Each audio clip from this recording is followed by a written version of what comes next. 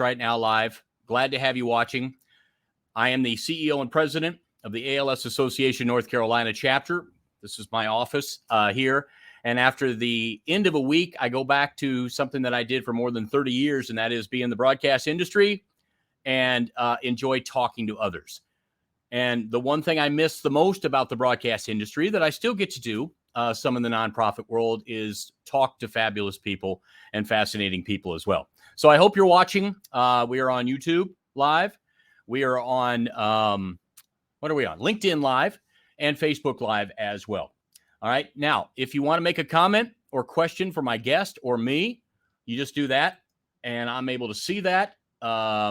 Somebody on LinkedIn just said, crush it. Their name didn't pop up, but that means at least the comments are working, so I appreciate that as well. All right, so we're going to get right into it and bring on guest number one of this next season. All right, and it's coming up right now. From the University of Kentucky, Jenny Hansen.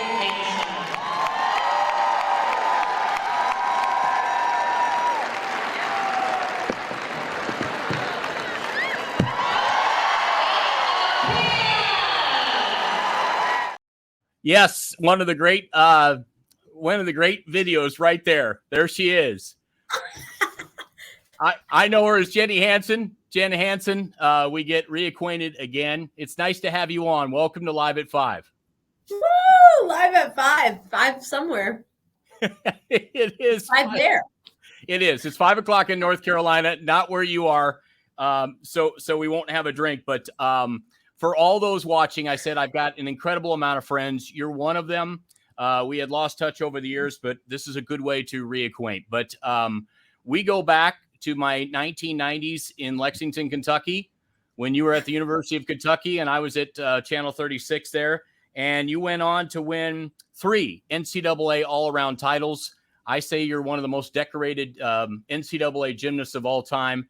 And I had more fun covering you back in the day. And that was during the days when Kentucky basketball was doing pretty good as well. Yeah. So I really enjoyed that. And I'm glad we can reconnect again because you were one of the top athletes that I had ever seen in all my years of covering sports. Wow. Well, thank you, Dave. It was definitely a good season for me. And yeah, wow. Thank you for saying that, because that was huge, especially with UK basketball being at the level that they were and still continue to stay. But yeah, so does it seem that many years removed for you? Because you obviously have kept in shape along the way and you've kept involved in the sport that you love so much. But does it seem like a long time ago when you were competing? No, it doesn't. Well, when I look at some things, I go, oh, maybe I can still do that. But then there's some things like I definitely can't do that. So yes and no. I mean, so I think that 27 years for me being removed from competitive gymnastics, especially from Kentucky gymnastics. But yeah, it does not seem like that at all. Jen, one of the reasons why we reconnected again was because gymnastics hasn't gone away and sometimes records are made to be broken. You, for all these years, have been able to sit at the top for the most number of perfect 10s in NCAA history. I know that's a long run of doing that, many, many years, and that is about to be broken this year. I guess we've always said that records are made to be broken. Do you feel that same way? I do feel that same way. I think, yeah. Woo! I remember that. That was my freshman year, I think. I don't know. Maybe it was somewhere in Lexington, but I do remember those 10-0s flashing on that scoreboard, because now it's totally different. Like, things are so different now. But looking at that and seeing 10-0, it's still, even now, it's odd dropping, because you're perfect, which I don't know if anybody is ever perfect, but if there is a moment of perfection, I guess the 10-0 in gymnastics is it, right? we saw just a couple weeks ago, we saw LeBron James take over #1, the all-time record that Kareem Abdul-Jabbar had held for so many years. 27 years is a long time for you.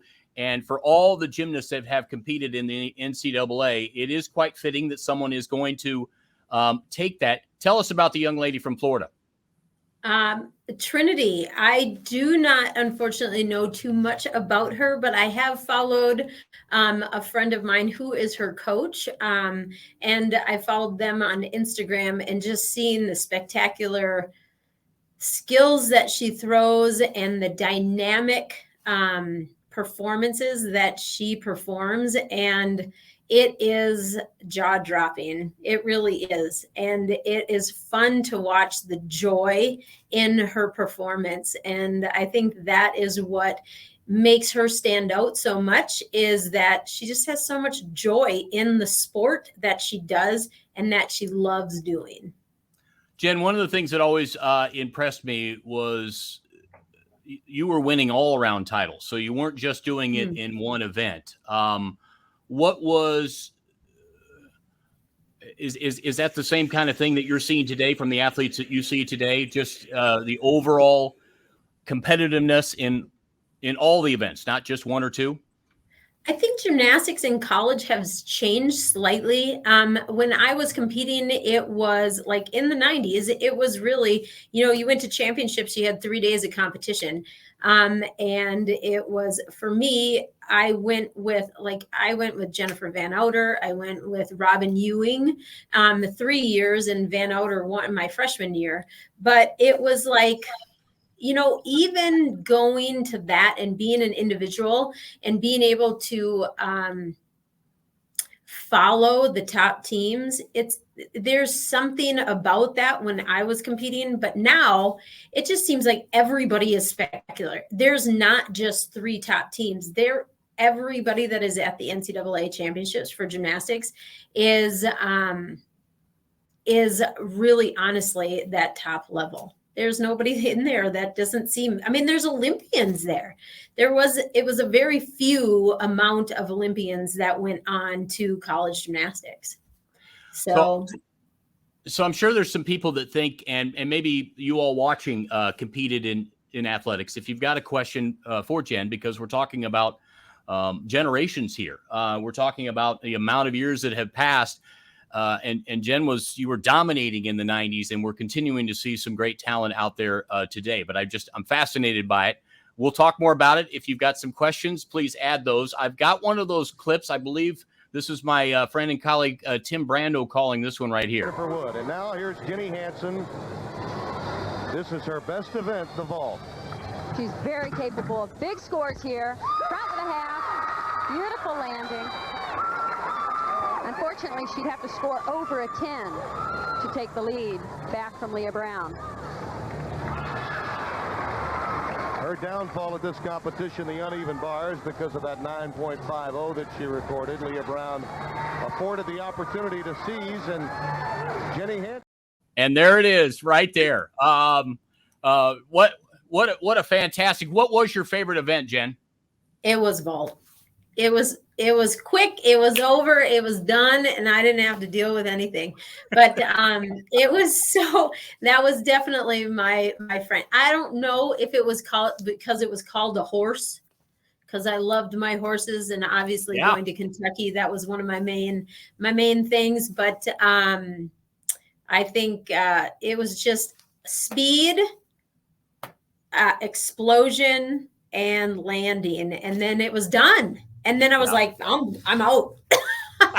So that's why I think vault was my favorite. But I think every single event, I think the least a favorite, like the clip said, was she had a unfortunate event on bars, which uneven bars was not my favorite event. So I don't know. And going back onto Trinity, there's so many spectacular dismounts on vault or on bars. And then even the transitions that these girls are doing now, I should say women, because they are women in college, but the women that are performing these routines are like, they're top notch. Olympic level, because they are Olympians that are there. So I first got introduced to you because I had met your coach, Leah, and she was definitely a PR person for the gymnastics program for all of us in the media.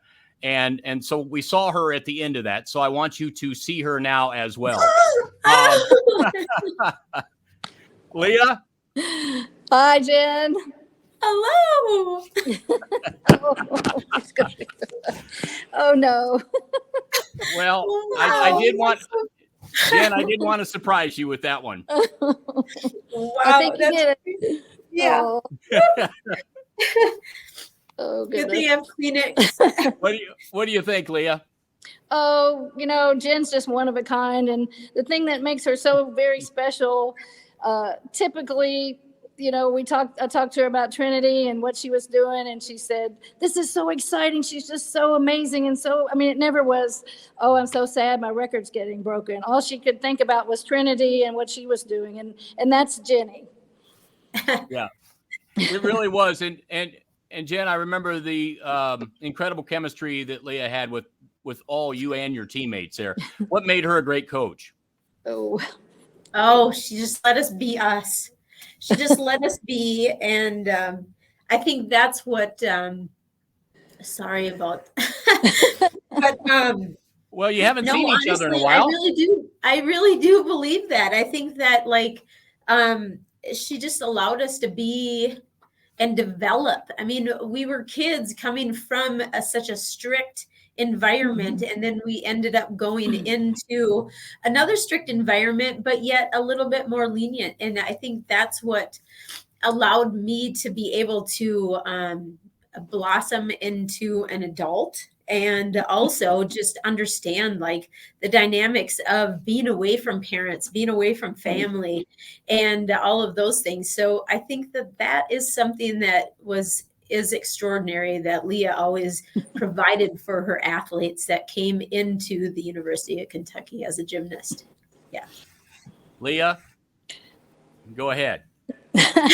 Well, some of them might tell you differently, but Jenny was definitely an anomaly.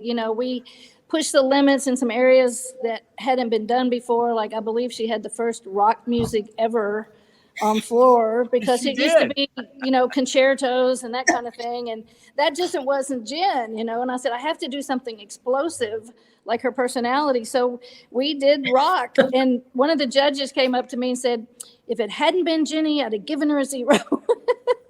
But it just exuded her personality. And, the vault that you did the clip of, that was with a half twist on the end of it. So her vault coach, Tim Myers, we explored the fact of putting another twist on it and making it a full, which had never been done in collegiate gymnastics. And the rumor got around that she was training it. And so every time we go to a meet, they'd go, is she going to do it? Is she going to do it? We're like, well, we might warm it up. And if it's there, maybe. And then so that meet, she just felt it. We said, we're going to do it. And we threw the front handspring full. And of course, she got a 10 and the crowd went wild. But we really did, push the limits and do some things that hadn't been done.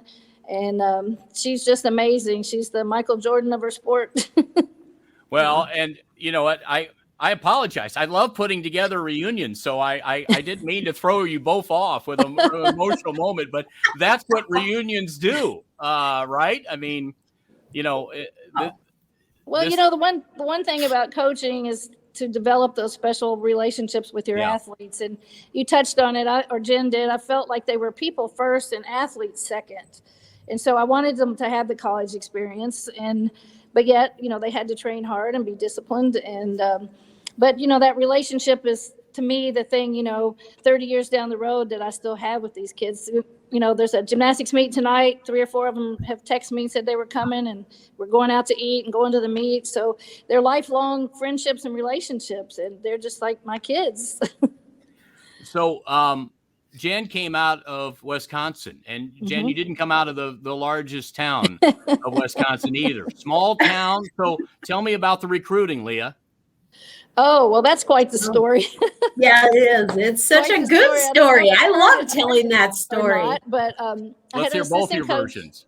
Right. I had an assistant coach that went to Florida. for, better opportunity. And their coach retired, and he kind of decided that wasn't the place for him. And he said, we've been recruiting this girl, and he said, she loves horses. He said, I think you should talk to her. So he said, it's worth a phone call, and so we talked and decided, she would come down on her visit, and she came down with her dad and just clicked with the other girls, and the rest is history. Yeah. What do you remember, Jen? Oh, my recruiting trip. I do remember my good friend still, Francie. Well, it was Francie Niles, but now Francie Svoboda, who was on, married Todd Svoboda. And then Suzanne Gutierrez is now Suzanne Gutierrez Hedges. But I remember those two. They were my hosts. And they brought me, the coolest thing is I remember, what was that place? I can't It was remember a holiday. exactly. No, it was Howard Johnson's, I think. Yes, but there was a restaurant that was, there was a restaurant there. And I remember after the recruiting trip, they were like, they brought us back to the hotel, back to the hotel. And we ended up just sitting on some picnic tables, chatting, talking about everything, and just talking about the team, talking about the dynamics of the team. And I think that was the clicker. Those two really brought me in. And then there was so many other things after I got the scholarship. From there, it was just incredible. Like the Needhams, Phil and Judy Needham. They had a horse farm, and Leah connected me with them, and they got me into something that I've always loved, and they gave me a different perspective on the horse industry, which I was just backyard horses, and they were the ones that helped me understand thoroughbreds that are a totally different breed, which, it was incredible. But that recruit trip, geez, there's nothing else to say, but wow. Leah, let me hear from both of you. I mean, everybody kind of has that watershed moment when finally there's a breakthrough. You see all the potential that you once saw starts to just transpire. What was that switch that came on from both of you? Do you remember, Leah? You go, Leah. I think for me, it was like a diamond in the rough. I saw tremendous potential from her and her innate inherited gene of wherever it came from, Dad. And but she was rough on the edges, totally. In a sport like we talked about earlier, that's very balletic and beautiful and slow, and that just wasn't her. So I had to build on her strengths. And that's what we did. We took what she did well and made it better, and fine-tuned the rough edges. And she was just amazing. I mean, she was the same in practice. I told somebody this the other day. She was the same in practice every day as she was in the meet, except one practice. That's another story. But I would have to agree with Leah, because Leah actually ended up, she did. And that's why I said, great coaches see potential in their athletes. They don't force what they know. And I think that's what really had that connection with Leah, is she allowed us to, and allowed me to be the rocker that I was, and just allowed me to explore. And in doing so, it wasn't a forced thing. It was more like that raw potential that she goes, there's untapped stuff with you. Let's explore that and allow you to express it. And that's what she allowed me to do. And that's what I did. My freshman year, I went home. After my freshman year, I should say, I went home to Wisconsin and then trained in Minnesota. But thank you. Thank you, Beth. But I know. But I didn't train all summer. Everybody's like, you got to go home. You got to train. Dude, my body needed a break, and that's what I did. I took a break 2 weeks prior to me coming back. Francie Niles actually came home with me, Francie Zaboda, and she's like, Jenny, you should really get into the gym. And I'm like, okay, thanks, Francie. I went into the gym. I learned a new skill, went back to, season, and there it was. And it just, that's how I rolled, because I know, and that's what Leah said, you know what you need to do. If you know what you need to do, do that. And Now, Leah, I'm only going to keep you a couple more minutes because I appreciate the time. I concocted this last night, and so Leah worked on it with me. Nice. Leah, you still do some commentary now, Correct. for gymnastics. So let's put Jenny in 2023 with NIL. My goodness, what would have happened if we would have had NIL in the 1990s? She'd be a rich woman. Oh my gosh. Yeah, that's true. We still, every time she comes back, we start, putting our heads together and like, how do we, because she's still so well known everywhere. I still go in places and they're like, oh, you had that girl, that Jenny, that's it. I mean, and 30 years later in Lexington, she still has a name. So we still working on those NIL deals. Yeah. Maybe she can sponsor my nursing home when I get there. Go. Jen, Jen, are you happy with the way that has happened for athletes down the road? Because I mean, I guess you would consider yourself back in the old days then, before that. But are you happy with the way that's all progressed? I think so. I mean, we had such restrictions, and I think for athletes, there's pros and cons to everything that comes up. And I think the pros would be that they can't really concentrate on being just an athlete, a student athlete, and appreciating that whole environment of being a student athlete. But yet at the same time, I would say to Trinity, I mean, run with it. I mean, why not? I think the universities have come a long way as well as to assist the athletes that are doing all of those things. And that's the fantastic thing. It's not just, okay, this is what the athletes are doing and go with it. You have to deal with it. I think the universities are developing a little bit more, and they're actually assisting their athletes that are in that. So that's really cool. And hey, University of Kentucky, if you want to help me, help me. I'll do some more gymnastics. Yeah, and I'll throw this in or too, even another sport. I don't mind. There you go.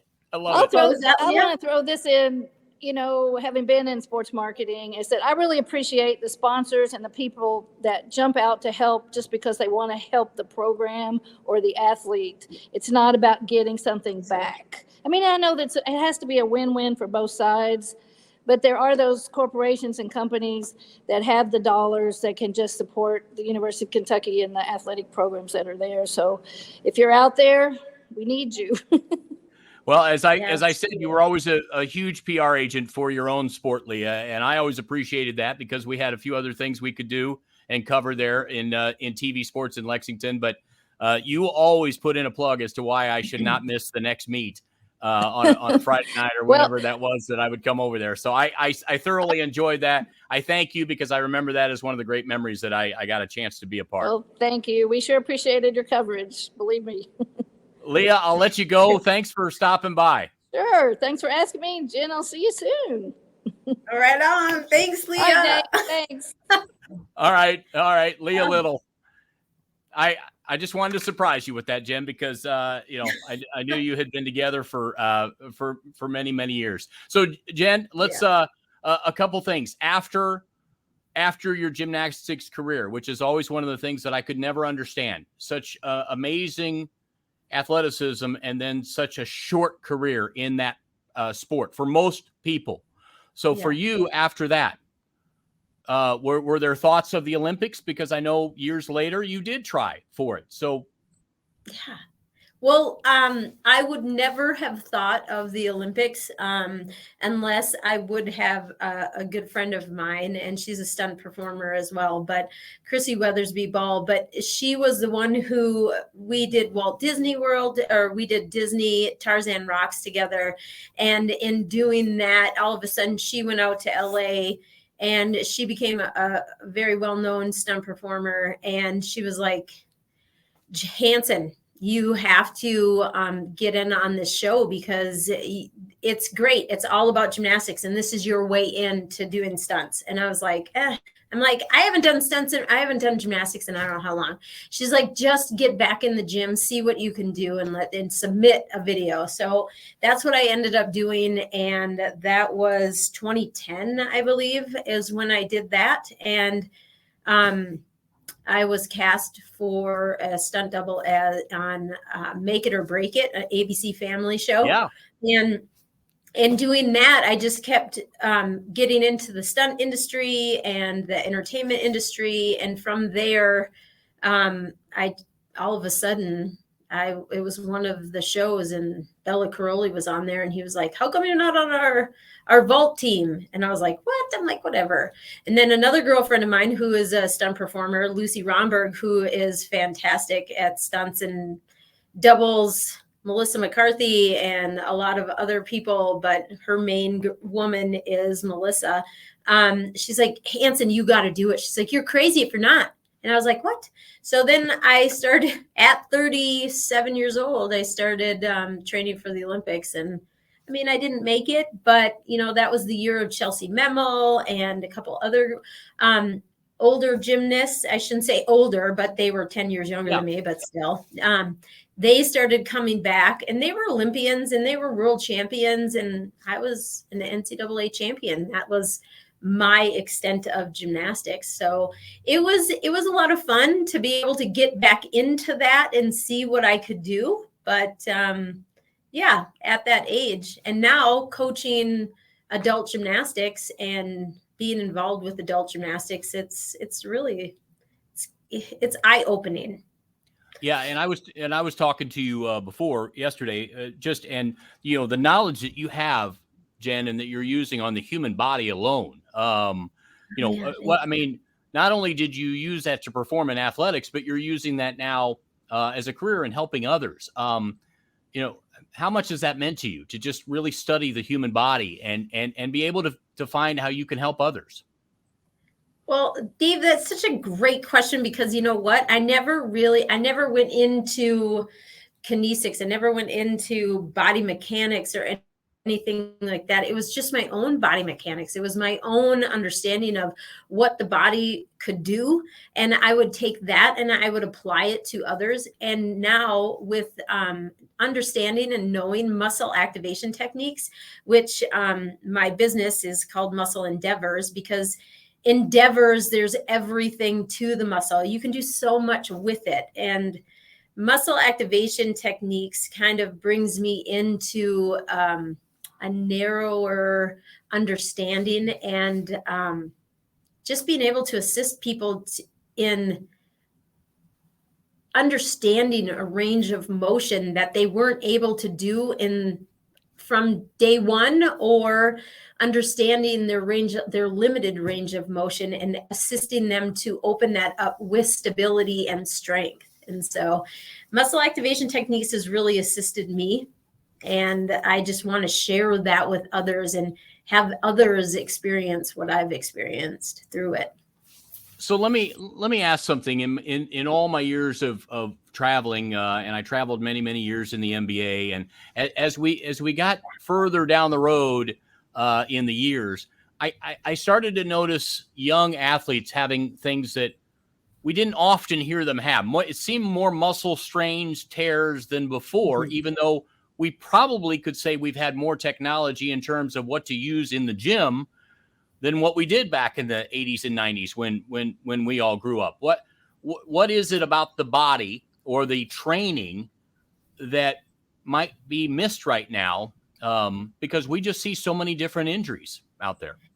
Yeah, it really is. It's pretty incredible to know, like the Achilles ruptures Yeah. and the back injuries and so many different injuries that they were something that would happen, but it was very rare. I think now it is environment and our food intake, nutrition wise. Even if we are eating proper, it's not the quality that we had in the early 80s and 90s. And now just knowing what muscle activation techniques does, it's almost like a paradigm shift. And within that paradigm shift, it's not you're tight here, so let's stretch it. It's you're tight here because you're unable to lengthen or shorten a muscle. And so it's kind of looking at that and understanding that perspective and putting it in a different realm. Instead of saying you can't do this, you're going to do 50 million squats, which seems like ridiculous, but that's what we would have to do. Yeah. It's more of, okay, well, you're going to do this with your hamstring instead of your quads. So that's what muscle activation techniques has actually helped me understand, that there's a difference in the way we do exercise and how we get into that exercise and stretching and different things. So I think that is what the change is. And the change is, it's always long. It's always a long process to get into and changing something. But once you change it, all of a sudden things start to roll a little bit smoother and a little bit more efficiently. And that's my whole goal, is trying to get muscle activation techniques into collegiate and, well, just even on base level sports. Let me throw another theory that we would often talk about on the road when we were bored. Obviously, with the athletes that I talked to, and Kobe Bryant used to be a big proponent of this. He said, when he grew up, he'd tell me he played so many different sports. He was not a fan of some of the year-round youth programs because they didn't get a chance to play other sports. Was there some advantages, you believe, to the human body and to the muscles if you trained and played different sports throughout your career? I mean, did you do that when you were growing up in Wisconsin? I do something actually, other than gymnastics? Yeah, Dave, that's so interesting. I never really I never thought of it in that aspect, but there's so many kids nowadays that do so many different sports. For me, it was solely gymnastics. And then when I got into high school, I was like, I want to try track. But it ended up, my two older sisters moved out of the house. My parents didn't have to drive us everywhere. And so they were like, if you want to do something else, go ahead. So I ended up doing track. I ran 4x1, 4x2, long jump, and the 100. And I tell you, it was phenomenal because it assisted me with my sport of gymnastics, my primary sport. But it also assisted me with the knowledge of like what it takes to do another sport and to manage both sports. So I think it is very advantageous. I think that to do a couple sports, but sometimes when they're competitive sports in the sense of club to club to club to club, maybe not necessarily. But our brain is so amazing because it has that, especially when we're younger, that neuroplasticity to be able to understand and how to go from one sport to the other, and how you can obtain one activity in one sport and bring it into the next. So, yeah. I mean, I did skiing, I did inline skating, I did, horseback riding, which was amazing, trampoline. I did so many non-sports, but were sports that it just assisted me in an all-around ability to be able to perform gymnastics that much better. All right. So if somebody's watching this right now and they have a youngster at home and they say, should I get them involved in athletics? What made life good for you because you were involved in athletics? Oh, family. Family made me as good as I am. And that'll make me cry again. But because it was the support that my mom and dad and my sisters and my friends in high school, and being from that small town. And I mean, even to this day, like my coach, Rick Lang, and he was my math teacher, but he was my gymnastics coach when I was a little kid. Kelly Lemire, I'll throw out names, but like, and Ann Sinclair, those guys were my base coaches, and my parents knew their families and everything of that sort. So I think it's not just one thing. I think it is unity in what makes a person who they are. And I really think that I can only hope that Trinity has that, because the joy that she brings into her sport and what she does on the floor and all of the events is it truly reminds me of me and how much joy it is because she has all of that support. Do you ever make me feel a little bit better? There's days when I feel sore because I'm getting old. Do you ever have the same kind of things, Jen, or just are you always ready to do a stunt double? Well, you got to come see me, Dave. You got to come see me and I'll get you back. So you won't necessarily, you'll feel sore, but it's because you've exceeded what you are able to do right now. But actually, yeah, of course. I think that is life in general is you age, you get sore, but then you're able to rebound back. But yeah, don't worry about it. I'll hook you up. I'll hook you up. Jen, I'll tell you what, it's been a lot of fun. This has been a lot of fun catching up again. It's been a long time. Congrats. 27 years is a long time to hold an NCAA record. If it's meant to be broken, and it is in the next few weeks for perfect tens, then so be it. Everyone will remember. Everyone will remember who had the record as well. So congratulations to you. Thank you so much, Dave, for this opportunity to appreciate it. All right. Well, thanks again. I'll talk to you soon. Okay. You bet. We'll talk to you. Bye-bye. All right. Jenny Hansen, thanks so much for joining me. And thanks for you watching. I'm not going to do this every week. We all get a little bit busy, and we're definitely busy here at the ALS Association North Carolina chapter office, keeping everything that we've got going and doing as well. I'll tell you a little bit more about that in coming weeks, because I've got a walk team again in our walk in Greenville, North Carolina. Tell you about that in coming weeks, and we'll do this again. Make sure I'll let you know. Please subscribe to the YouTube channel. It's at Shore Sports Media, and you'll find that. You'll find season number 1. We had great ones last year. We had Mark Followell. We had Cameron Mills, one of the great Kentucky college basketball players as well. Several other guys. We had a reunion of some of my friends, longtime sportscasters in Indianapolis as well. Larry Potash, WGN TV anchor. So we had all kinds of ones before. So season 2 has now officially begun. Thanks so much for joining me here on a Friday. Just having a little